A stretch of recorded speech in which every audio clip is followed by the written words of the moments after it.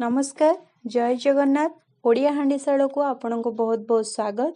माछ मसला प्रस्तुत करने पई चलतु देखिबा प्रस्तुतिर प्रणाली। वीडियोटी भल लगी लाइक कमेंट शेयर सब्सक्राइब करने को जमार भी भूलिबेनी। एठी पियाज टमाटो अदा रसुण को भल भाव काटी नहीं या परे कड़ाई रे तेल गरम करी आमे सेतरे काटी रखिथिबा पियाज सब पकेइबा। पियाज गुडी को गोल्डन ब्राउन हबा जाय भाजीबा। कड़ा करी भाजबेनी नहले पिता लागिबो। गोल्डन ब्राउन हबा जाय ही भाजी नेबे। एठी देखि पारुथिबे हमर पियाजटी गोल्डन ब्राउन हे जायछि। या परे आमे काटी रखिथिबा रसुण पकेइबा। काटी रखिथिबा अदा देई भल भाबरे गोळेई नबा।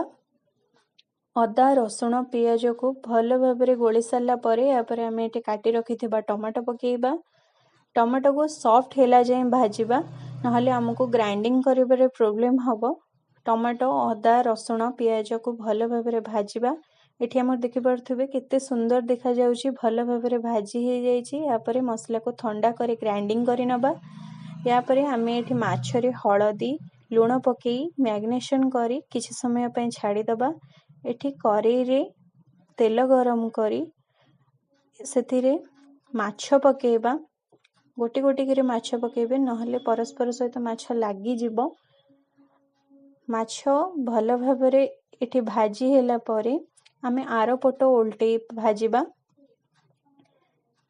एठी हमरो देखि पारथिबे दी पटो माछ बहुत बड़े भाबरे भाजी हे जायछि। या परे आमे आकु गोटे प्लेट को काढी रखी दबा। आमे या परे प्रस्तुत करिबा तरकारी पई।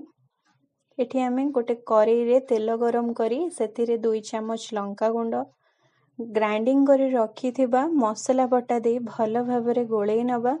मसला भल भाबरे गोळेई कि नेबे नहले कंचा स्मेल जीवनी तारो।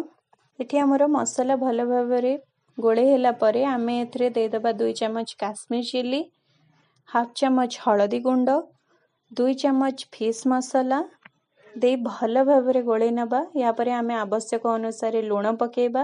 लूण पकेई मसला को भल भाबरे गोळेई नेबे।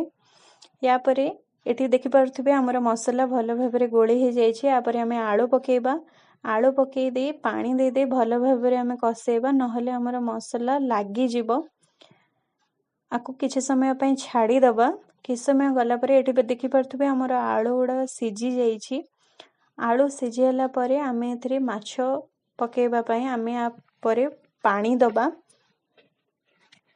पानी भल भाबरे फुटिला परे जे माछ पकेइबे नहले संगे संगे पकेइबेनी। पानी टिके फुटिला परे आमे माछ पकेइबा। से फुटिबा भितरे आलू जदी सिझि नथिबो आलू मध्य सिझि जिवो।